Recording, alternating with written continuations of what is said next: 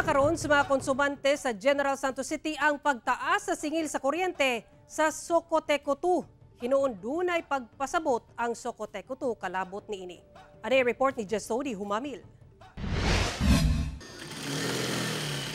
Taod-taod na nga nagatahi og mga school uniform ug uban pang mga panapton gamit kining electric sewing machine si Edwin Ilimangco dinis sa Barangay Lagaw sa General Santos City. Busa nagaul gayud siya sa pagtaas sa singil sa kuryente. Ilabi pa kay halos midoble matud pa ang iyang ginabayaran matag bulan. Ang dati bills namo dire kuala 1,000 lang kapin karon moabot na mag 1,500.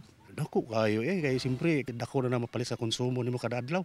Dakong problema sab kini sa konsumante nga si Evangeline Cambrihan. Problema kay halimbawa kung wala jud kay kabayad.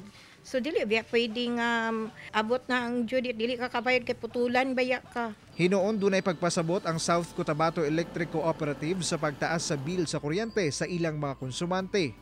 So himubo ang iyang supply sa mua. So dito may nagpalit karon sa merkado which is mahal-mahal gamay. Pero rest assured na wala jud tay shortage sa power. Tungod ni ini gikan sa kapin 9 pesos, misaka ngadto sa 10 pesos ang singil. During the 2023 na performance namin, we are averaging at 9.3 or 9.4. As of April, we are at 9.4. However, we foresee that it will increase more or less by 1 peso and 7 centavos.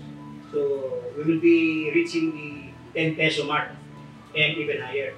Hopefully by July, when the rain comes, babaliktad na lang po yung ating babalik ulit yung pisang. As of now, mababa yung ating allocation sa pisang because yung Agos at Pulangi talagang bumagsak yung. Hinoon posible gihapon moubos ang singil sa kuryente sa Hulyo. Pag makabalik by July, so stable na yung aming power source namin. So that definitely will bring down the cost of electricity. Kauban si Gary Balantay sa kamera. Ako si Jess Tony Humamil para sa One Mindanao.